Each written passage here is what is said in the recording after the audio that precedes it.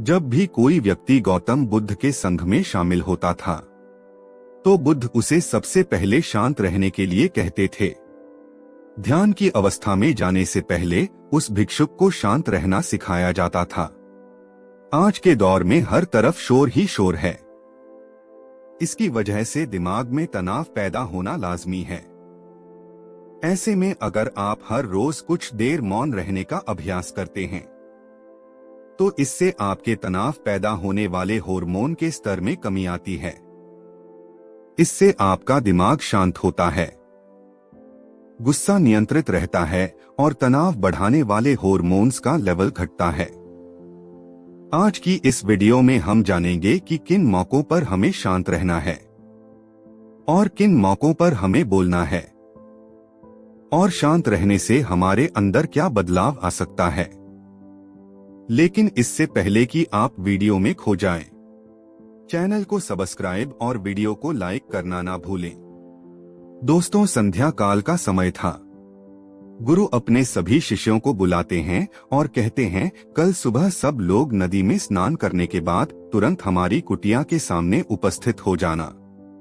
सभी शिष्य हैरान रह जाते हैं कि हम लोगों ने कुछ गलती की है क्या, लेकिन खुद से शिष्य कहते हैं कि हो सकता है कि गुरुजी कल सुबह कुछ अच्छी बात बताने वाले हैं।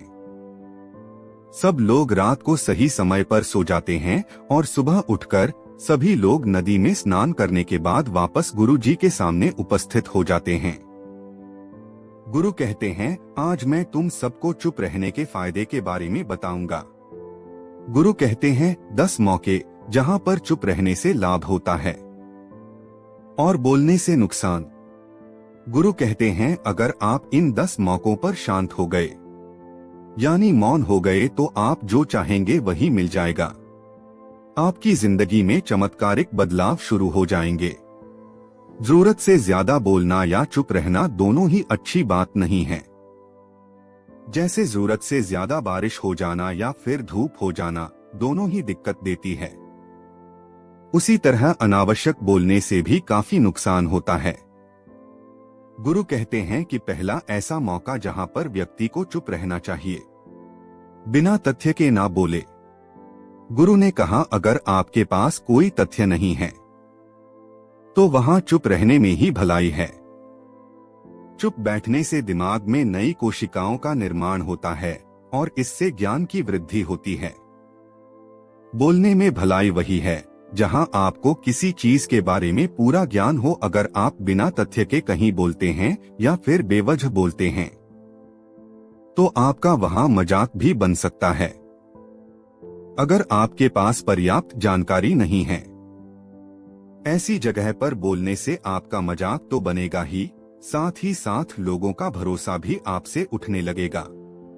इसलिए ऐसी जगह पर शांत रहो जहां तुम्हें पता ना हो कि हमें क्या बोलना है क्या नहीं। कई बार कुछ लोग ऐसे होते हैं जो हर जगह अपनी उपस्थित बताने लगते हैं। उन्हें पता नहीं होता है कि हमें क्या बोलना है, लेकिन फिर भी बोलते जाते हैं और फिर बाद में दूसरे लोग उनके जाने के बाद उनका मजाक भी उड़ाते हैं। तो जब तक आपको उस तथ्य के बारे में अच्छा ज्ञान नहीं है, उसके बारे में पता नहीं है, वहां चुप रहना ही ज्यादा समझदारी है। गुरु ने कहा, दूसरा ऐसा मौका जहां पर व्यक्ति को चुप रहना चाहिए, शब्दों से ना पहुंचाए ठेस। अगर आपके शब्द किसी को मानसिक ठेस पहुंचा रहे हैं तो वहां चुप हो जाना चाहिए। कमजोर व्यक्ति के बारे में कुछ भी बोलकर आप महान नहीं बन सकते हैं। महान आप किसी कमजोर का साथ देने में बनेंगे। कई बार होता है कुछ लोग अपने से छोटे को भला बुरा कहते रहते हैं। सामने वाला इंसान तो कद से आपसे छोटा है, वह आपको कुछ नहीं बोलेगा, लेकिन आप उसकी नजरों में गिरते चले जाएंगे। हो सकता है कि कल वह भी आपसे पद में बड़ा हो जाए। पद में आपसे जब वह बड़ा हो जाएगा तो आज जो रवैया आपका उसके साथ है, आने वाले समय में वह भी आपके साथ वही करेगा। आप किसी को नीचा दिखाकर बड़ा नहीं बन सकते हैं। बड़ा बनना है तो अपने से छोटे लोगों का इज्जत भी करना सीखे। और साथ ही साथ बड़े लोगों का भी सम्मान करना चाहिए। लोगों को लगता है कि अगर वह अकड़कर बोलेंगे और सामने वालों को नीचा गिराने की कोशिश करेंगे तो आप बड़े बन जाएंगे, तो यह उन सब की भूल है। बड़े होने की बजाय आप उनकी नजरों में गिरते चले जाएंगे। गुरु ने आगे कहा, इसलिए शिष्यों तुम सब जब भी बोलना आदर भाव से बोलना, ताकि तुम्हारी बात लोगों को अच्छी लगे। बोलने में भाई, बहन, माता पिता, मित्र इत्यादि संबोधन शब्दों का इस्तेमाल जरूर करना। इससे तुम्हारी मान प्रतिष्ठा तो बढ़ेगी ही, साथ ही साथ लोगों की नजरों में तुम समझदार व्यक्ति बनते जाओगे।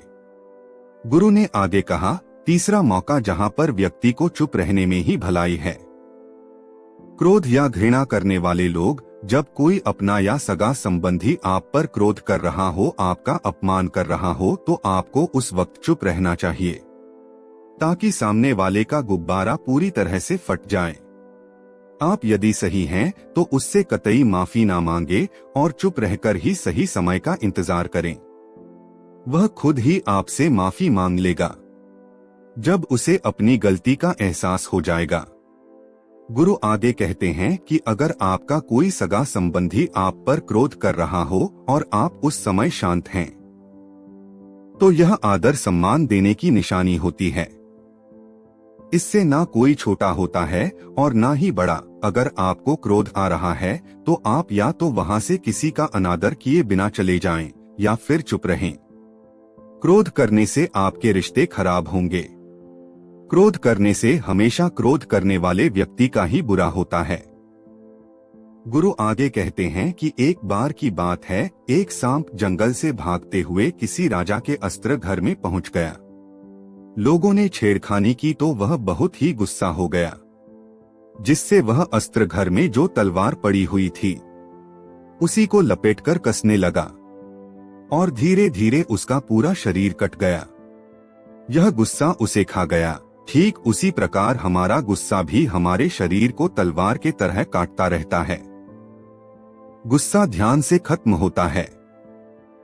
प्रतिदिन अगर आप ध्यान की मुद्रा में बैठते हैं तो आपका गुस्सा आपके नियंत्रण में रहेगा।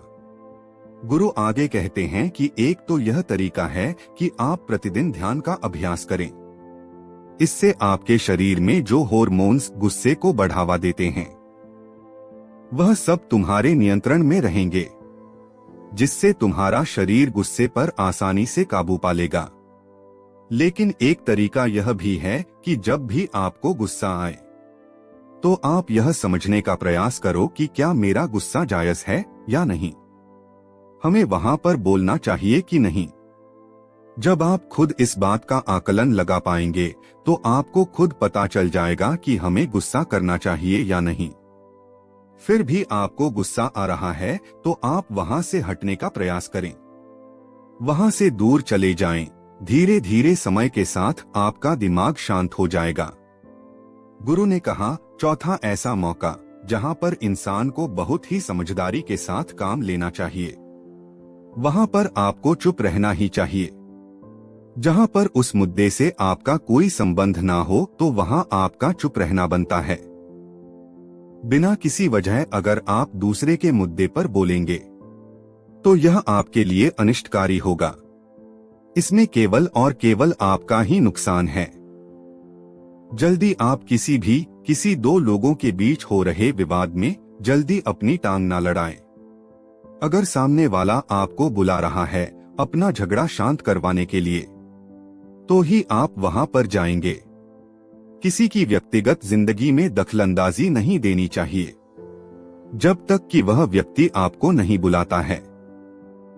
अपने झगड़े को शांत करवाने के लिए कुछ लोग फालतू में दूसरे के विवाद में कूद पड़ते हैं। इससे उनकी मान सम्मान मर्यादा पर लोग उंगली उठाने लगते हैं। गुरु कहते हैं कि 10 मौकों में 5वां ऐसा मौका जहां पर व्यक्ति को बहुत ही समझदारी के साथ चुप रहना चाहिए। आपके शब्दों से किसी मित्र को हानि ना पहुंचे। अगर आपके शब्द सामने वाले के परिवार या मित्रों की प्रतिष्ठा के बारे में बुरी झलक दिखा रहे हैं तो वहां आपको चुप रहना चाहिए।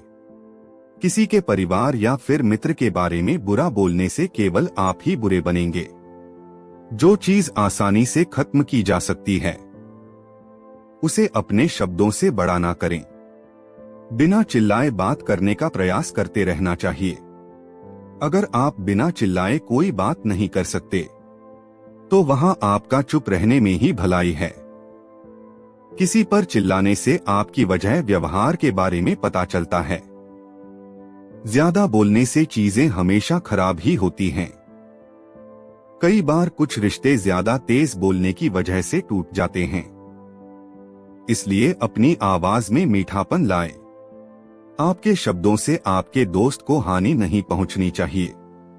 कभी कभी दोस्तों के साथ जब हम मजाक करते हैं, तो ध्यान रहे कि आपके शब्दों से किसी का अनादर ना हो। मजाक को भी हमेशा शब्दों के मायने में ही रखें। जहां किसी को शब्दों से चोट लगे वहां चुप हो जाएं। ज्यादा बोलने से हमेशा नुकसान ही होता है। किसी और की प्रतिष्ठा को अपने शब्दों के माध्यम से उसे ठेस नहीं पहुंचानी चाहिए।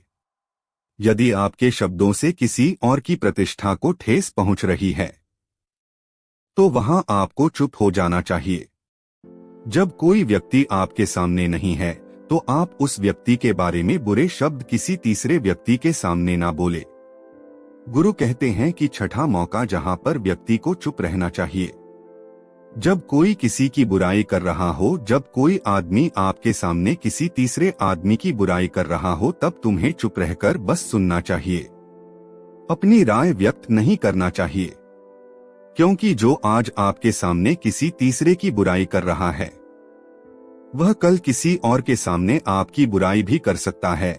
यदि आपने कुछ कहा है, तो नीति शास्त्र के अनुसार जो अपने मुंह को बंद रखता है और बुद्धि से काम करता है, वही इंसान समझदार होता है।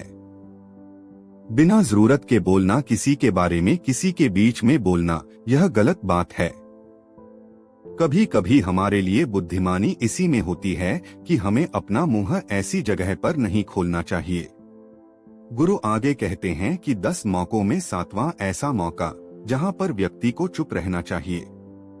जब कोई नहीं समझे आपकी भावना। यदि आपको लग रहा है कि कोई व्यक्ति आपकी भावना, दुख या परेशानी को शब्दों में नहीं समझ रहा है, यदि आपको लग रहा है कि सामने वाला व्यक्ति आपकी भावना या दुख को या आपकी जो परेशानी है, उसको वह समझ नहीं पा रहा है या समझने का प्रयास ही नहीं कर रहा है, वह आपको ध्यान से सुन ही नहीं पा रहा है, तो ऐसे व्यक्ति के सामने आप चुप ही रहे। क्योंकि ऐसे लोगों को आपकी भावना या दुख से कोई मतलब नहीं होता है। ऐसे लोगों को अपना राज बताकर आप पछताएंगे ही बाद में। इसलिए हर किसी को अपने मन की बात नहीं बतानी चाहिए।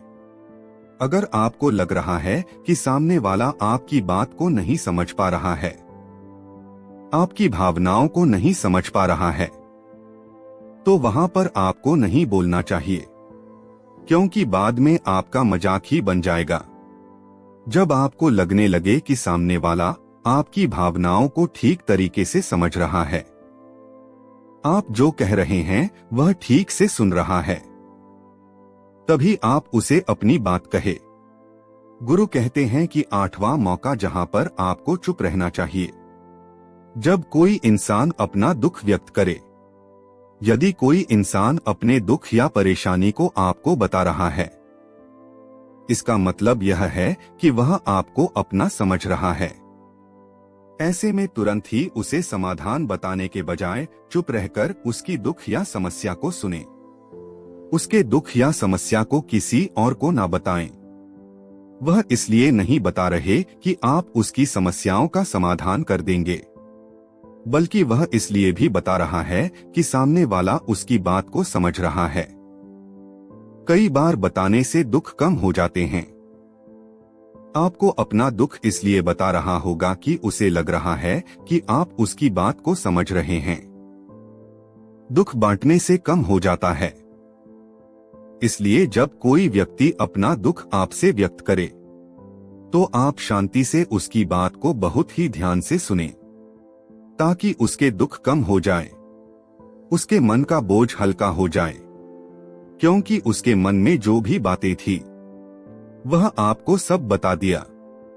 गुरु आगे कहते हैं कि 10 जगहों में 9वीं जगह है जहां पर आपको चुप रहना चाहिए। जहां पर दुष्ट प्रकृति के लोग रह रहे हो और गाली गलौज कर रहे हो तो आप वहां पर मत जाइए। ऐसी जगहों से आप चुपचाप निकल जाएं, अर्थात अपनी प्रतिक्रिया दिए बिना आप वहां से चले जाएं। क्योंकि जिसकी जुबान खराब होती है, जो दुष्ट प्रकृति के लोग होते हैं, उनको आप ऐसे समय में नहीं समझा सकते हैं। जब उनका दिमाग पूरी तरह से शांत हो जाए तभी वह आपकी बात सुनेंगे। इसलिए जहां पर दुष्ट प्रकृति के लोग हों, आपकी बात को ना मानते हों और ना ही सुनते हों, तो आपको वहां पर नहीं बोलना चाहिए। गुरु कहते हैं कि 10वां ऐसा मौका जहां पर आपको शांत हो जाना चाहिए। अपनी सफलता का राज हर किसी को ना बताएं। कई बार होता है कि कुछ लोग जो सफलता को बहुत ही जल्दी अर्जित कर लेते हैं, तो वह हर जगह अपनी सफलता का ढिंढोरा पीटने लगते हैं। ऐसे में क्या होता है कि कई लोग आपकी सफलता से खुश नहीं होते हैं। अगर आप अपनी सफलता का जबरदस्ती लोगों में ढिंढोरा पिटवा रहे हैं, तो लोगों की नकारात्मक ऊर्जा आपको प्रभावित कर सकती है। जब आप सफल होंगे तो सबको पता चल जाएगा कि आप सफल हो गए हैं। ढिंढोरा पीटने से नुकसान आपका ही होगा। इतना कहकर गुरु ने कहा, शिष्यों, आज के लिए बस इतना ही। अगर तुम सब मेरी इन 10 बातों को अपने जीवन में अपना लेते हो तो तुम सब काफी हद तक परेशानियों से बचे रहोगे। यहाँ से जाने के बाद मेरी यह बातें आपके जीवन में किसी वरदान से कम साबित नहीं होंगी।